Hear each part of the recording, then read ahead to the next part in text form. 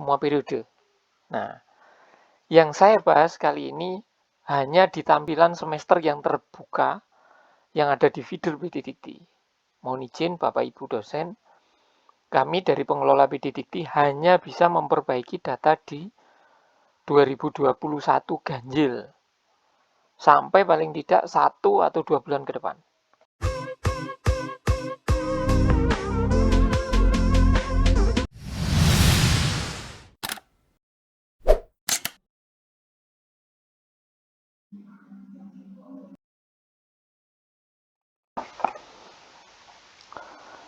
Halo, Assalamualaikum.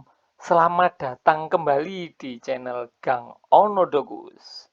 Oke, kali ini masih tetap bahas sister. Sister ini memang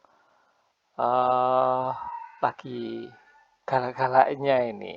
Ya, adik sister ini kalau galak-galaknya mungkin memang lagi masanya. Ya, oke. Ada beberapa pertanyaan yang disampaikan ke Mimin mengenai kenapa sih data yang ada di Sister tidak bisa ditarik karena tidak sesuai dengan rubrik BKD 2021. Kalau di postingan saya yang dulu, gimana caranya data harus masuk ke Sister dari inputan yang ada di feeder PDDikti.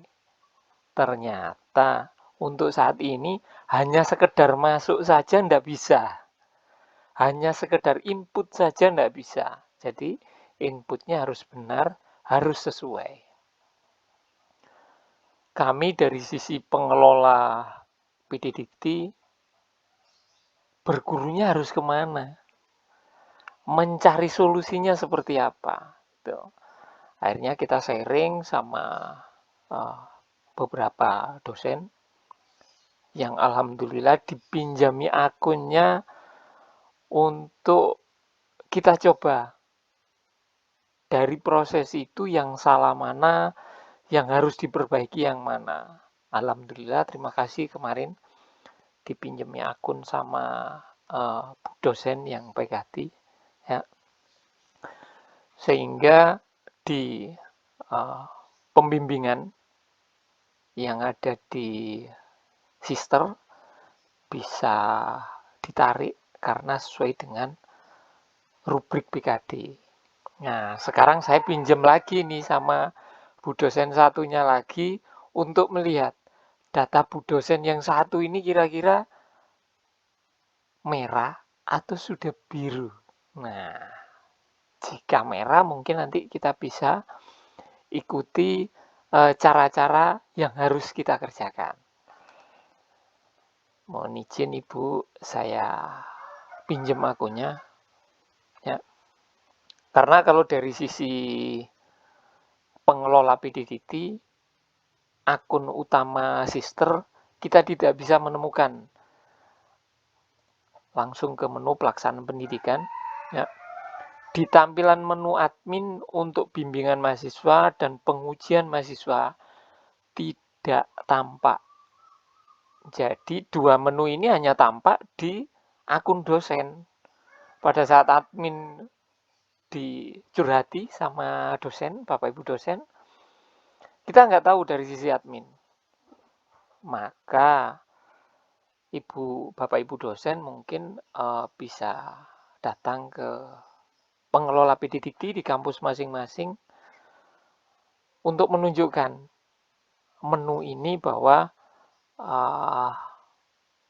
menunya datanya muncul tapi tidak bisa ditarik.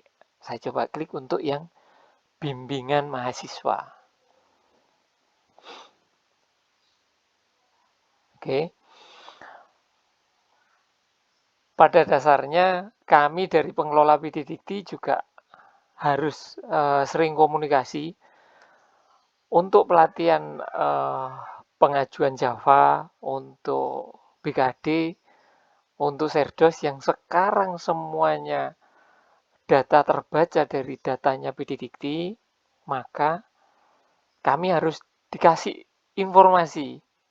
Jadi kadang kami dari pengelola PD Dikti yang kurang asupan informasi, ya, beberapa aturan-aturan yang mungkin disosialisasikan pada saat workshop untuk BKD, workshop untuk Java. Nah, aturan-aturan itu mungkin yang perlu di-sharing sama pengelola PD Dikti yang berada di kampus masing-masing. Ya.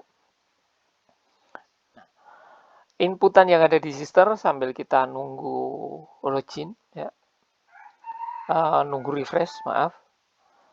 Saya masuk ke menu yang ada di feeder PD Dikti, ya.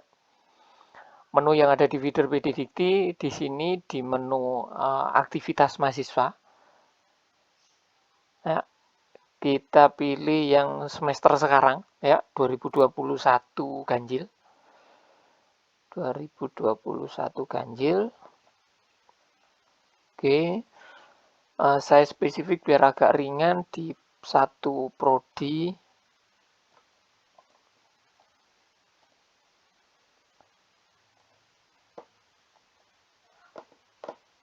Nah, oke, yang sini sudah satu prodi.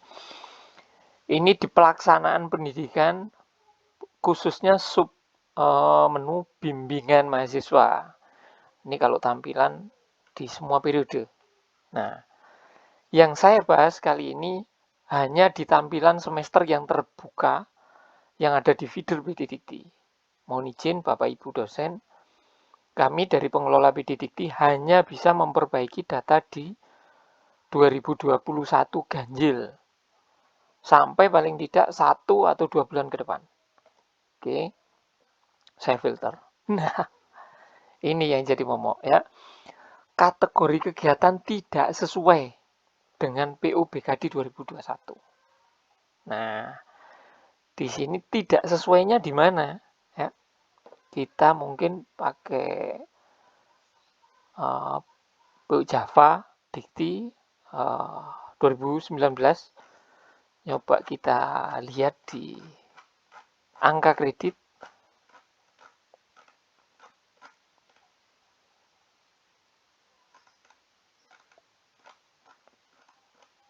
Nah, di pelaksanaan pendidikan, ya. Ini di pelaksanaan pendidikan, submenunya bimbingan mahasiswa. Di bimbingan mahasiswa. Nah, ini di bimbingan mahasiswa. Nah, dari aturan ini saya lihat data saya yang ada di feeder PD Dikti. Oke. Kita ambil sampel 1 judul bimbingan. Hubungan antara resiliensi dengan psychological well-being pada remaja yang orang tuanya bercerai. Saya paste di sini. Oke, ketemu semesternya di 2021 ganjil. Jenis aktivitasnya laporan akhir studi, judulnya sama, prodinya psikologi. Kita lihat edit.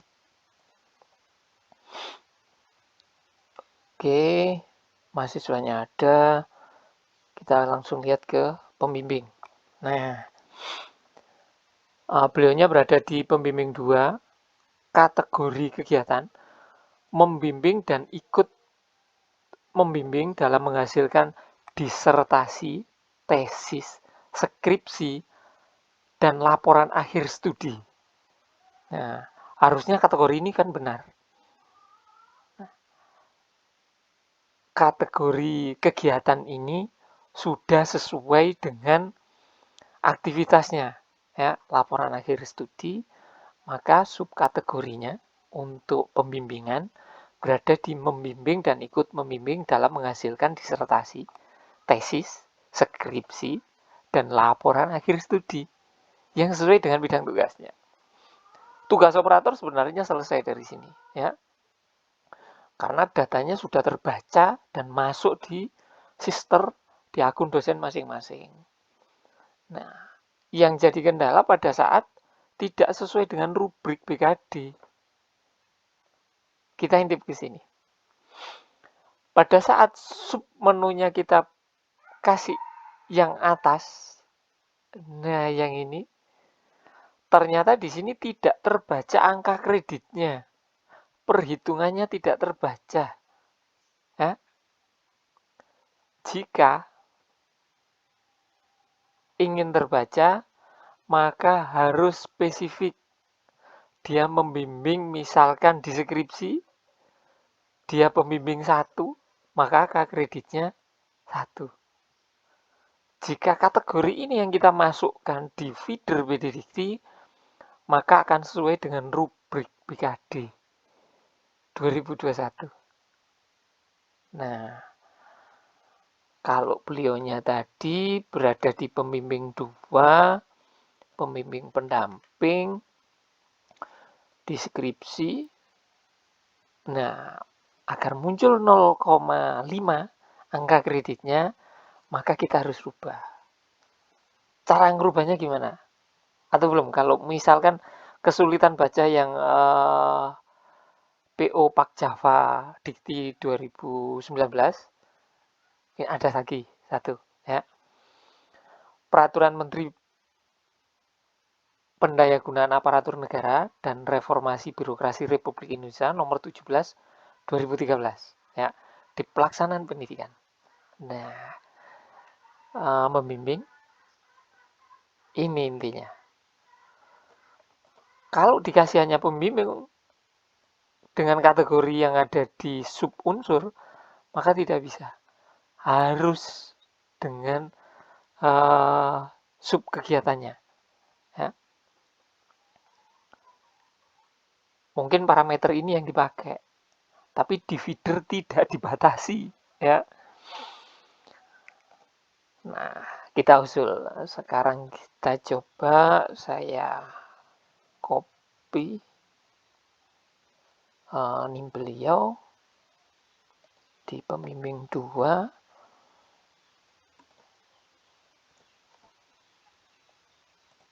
Oke, pembimbing 2.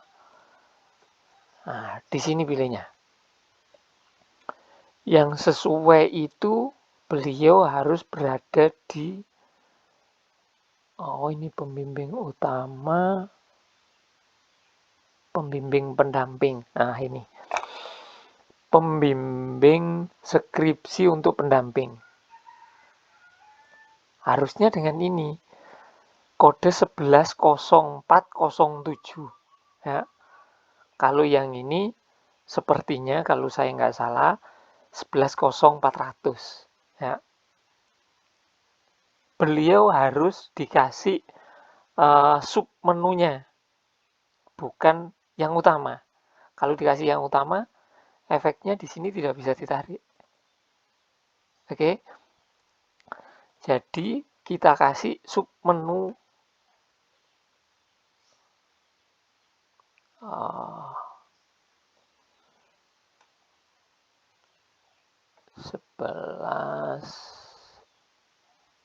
Ini. Ini baru nanti akan bisa. Nah, kita simpan. Ups. Data gagal ditambah. Kenapa? Ya karena beliau sudah ada di sini. Jadi dalam satu kegiatan, kalau ingin merubah statusnya maka harus menghapus. Kecuali nanti di feeder berikutnya mohon izin untuk dimasukkan menu edit di sini, aksi edit. Agar kalau tidak sesuai kategorinya, kita bisa. Atau mungkin pembimbingnya ada yang ganti. Ya. Kita nggak perlu mentransaksikan, tapi kita tinggal edit. Tapi di feeder 4.1, kita butuh menghapus dulu. Oke, masuk ke sini lagi. Kita tambah beliaunya.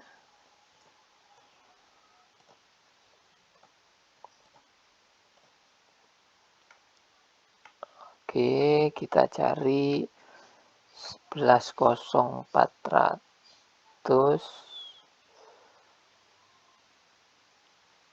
Nah, 407. Oke, sebelum saya simpan. Sebelum saya simpan, ini yang jadi permasalahan di pengelola PD Dikti, ya.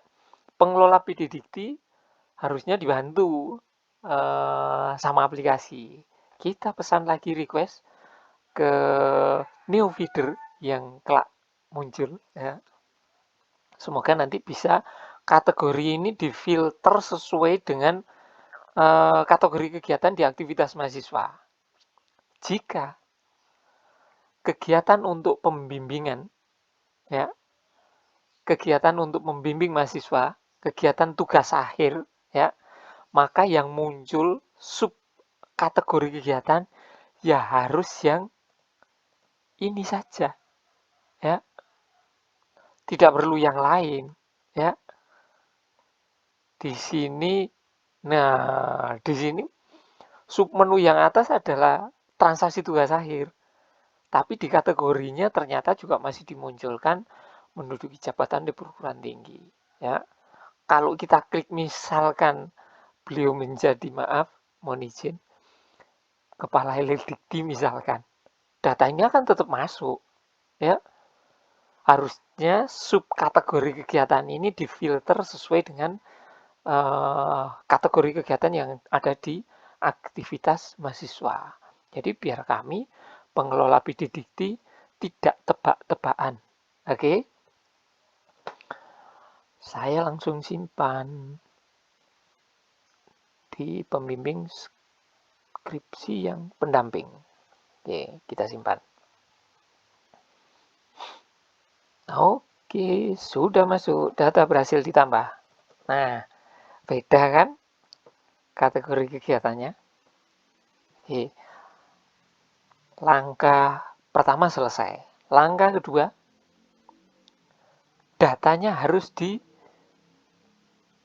disinkronisasi.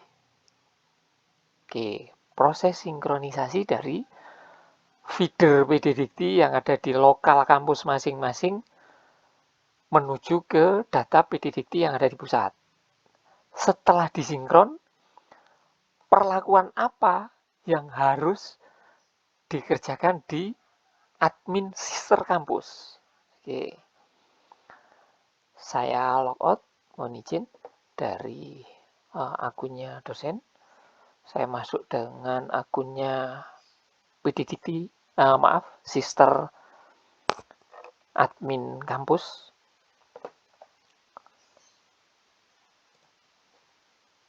Saya balik sini. Nah, ini datanya.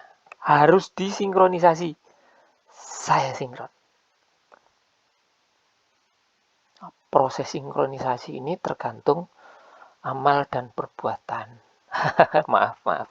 Tergantung perangkat, tergantung jaringan, dan tergantung antar servernya. Bisa server yang ada di kampus, juga server yang ada di pusat. Oke. Akan tetapi pada saat kita sering sinkron, paling tidak dikenali sama server pusat, pada saat kita sinkron, maka akan cepat. Oh, saya sudah kenal ini sama yang antri sinkron ini. Maka langsung ditarik. Pintunya akan segera terbuka. Jadi, kalau ingin masuk surga, maaf. Kalau ingin sinkronnya sukses, maka harus sering-sering sinkron. Ya, paling tidak 3 kali sehari. Seperti kita pada saat makan. Makan pagi, makan siang, dan makan malam. Tapi jangan terlalu malam ya. Oke, kita tunggu biar proses sinkronisasi ini selesai. Kalau sudah selesai, maka masuk ke admin yang ada di sister, ya. Kita di menu pengaturan. Oke, kita lihat. Harus admin sering-sering perbarui versi. Takutnya versinya nggak sama. Oke, kita lihat versi yang ada di sister saya. Oh, ternyata nggak sama memang. Tertanggal 20 Januari. Kita perbarui. Ini harus sama ini, ya. Dulu pada saat sama pusat ditaruh pop up di depan, admin tidak bisa ngapa-ngapain pada saat tanggal versinya tidak sama, banyak yang protes. Tapi kalau tidak ditampilkan, jarang ada yang lihat, termasuk saya. Maaf ya, Bapak Ibu dosen yang melihat ada tanggal yang salah, mungkin bisa notif ke admin yang ada di perguruan tinggi masing-masing. Oke, ini sudah sama. Kalau sudah sama, maka harus klik menu sinkronisasi. Ya. Nah, ini tampilan sinkronisasi. Bapak Ibu mohon izin informasi ya. Batas sinkronisasi per harian itu 70 kali. Jadi kalau ada data satu, kita proses, berikutnya lagi minta diproses, berikutnya lagi minta diproses, itu batas seharinya 70 kali per hari ya. Oh, ini tidak terkoneksi dengan data server. Nah, kalau seperti ini tinggal klik aja menu sinkronisasi lagi. Karena di sini status koneksinya server connected. Nah, mungkin karena RTO di jaringan saya yang biasalah. Wifi rumah. Ya, oke. Saya ulangi lagi. Untuk klik sinkronisasi.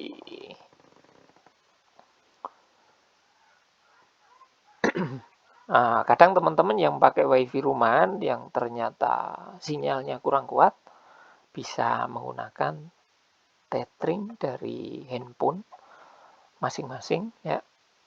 Jangan handphonenya tetangga ya. Nggak tahu passwordnya soalnya. Yang ini biarkan selesai. Misalkan kita pakai perumpamaan. Yang feeder sudah berhasil sinkronisasi sampai finish. Sister juga sinkronisasi sampai finish. Nah, pada saat dosen login di menu pelaksanaan pendidikan, nah yang saya bilang tadi, di sini nggak muncul ya pembimbingan mahasiswanya. Ya, pada saat diklik di sana, notifnya masih merah. Ya, belum ada perubahan. Padahal di feeder kita sudah ngerubah, di PD Dikti juga sudah berubah, di sister ini sudah sering ini sampai 71. Oh, nggak bisa ya. Sampai 70 misalkan. Ternyata nggak bisa. Nah, jangan sampai 70 ya. Misalkan sudah 5 kali sinkronisasi sehari ternyata nggak bisa. Di sini ada menu bottom untuk dorong sinkronisasi. Nah, perhatikan. Harus dibaca ya. Jangan langsung tinggal sorong, sorong, sorong ya. Perhatikan, opsi dorong sinkronisasi digunakan untuk memaksa tabel yang ada di pilihan berikut untuk dipaksa turun pada sinkronisasi berikutnya dengan memperbaiki kontrol sinkronisasi pada aplikasi Sister perguruan tinggi. Tidak disarankan dipilih pada setiap akan melakukan sinkronisasi. Silakan gunakan hanya pada saat diperkirakan ada data yang tidak turun dengan mekanisme sinkronisasi normal. Nah, teman-teman yang setiap kali mau sinkronisasi selalu didorong dulu, jangan ya. Takut ujungnya ini patah. Ya, dorong sinkronisasi digunakan pada saat memang ternyata datanya kok nggak turun-turun, datanya kok nggak update-update, maka diperlukan proses untuk dorong sinkronisasi. Nah, dorong sinkronisasi tidak harus hanya satu tabel. Ya, misalkan yang tadi pelaksanaan pendidikan di pembimbingan, kita cari pembimbingan. Kita cari bimbingan mahasiswa. Karena yang tidak masuk hanya bimbingan mahasiswa saja. Yang kita dorong hanya satu, kita update. Habis update nanti kita langsung masuk ke sinkronisasi. Ya, kita sinkron. Bukan. Ya. harus utuh yang jadi dorong sinkronisasi ya, aktivitasnya juga didorong, bimbingannya juga didorong. Kita cari lagi ya, kira-kira tabel mana yang digunakan. Misalkan referensi jenis kegiatan. Nah, kenapa? Induk tabelnya adalah aktivitas mahasiswa. Ya, yang kita update punya dosen tadi adalah bimbingan mahasiswa. Yang kita perbarui referensi jenis kegiatannya. Ya, paham dari sini? Saya juga baru menemukan ini. Ya, oke. Nah, pada saat sudah klik update, nanti muncul sukses. Ya, oke, datanya sudah berhasil. Ya. Klik update, setelah muncul sukses, baru klik ke sinkronisasi. Nah, dosen login ini. Dosen login, datanya kenapa kok tidak berubah? Sarankan Bapak Ibu dosen ya, silakan login di sistem masing-masing, bersihkan histori browsernya. Takutnya yang tampil itu adalah change dari browser ya.